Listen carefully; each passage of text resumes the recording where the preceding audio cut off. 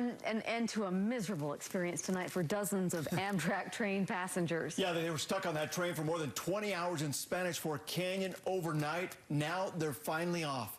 News specialist Tanya Dean is in Helper, where they got dropped off just a couple of hours ago. Tanya?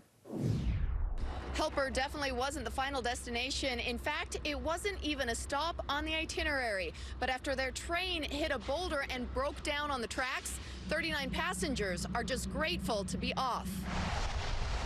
What was your experience like on that train? I can't use the language to say.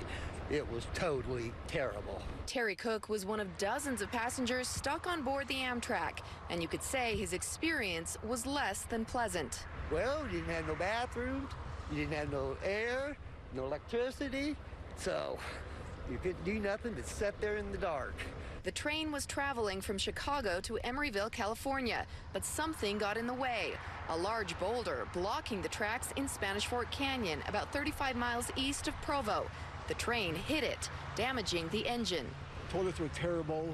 The power went out. No one could use the restroom.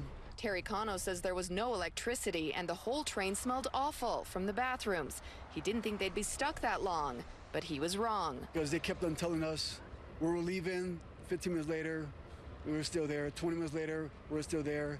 And then for like a 7-8 period, they didn't even talk to us at all. 20 hours later, passengers were transferred to another Amtrak train and brought to Helper. From there, they were loaded onto a bus, something Cano thinks should have happened much earlier. We're assuming if they're Amtraks, they can get buses and stuff like that. They never did. What I would say to Amtraks is, you guys need to start doing something better. Amtrak says they'll work to give refunds to each of the passengers, but all Cano can think of is getting home. I am very happy, so happy that I'm about to leave you right now so I can go home and see my wife.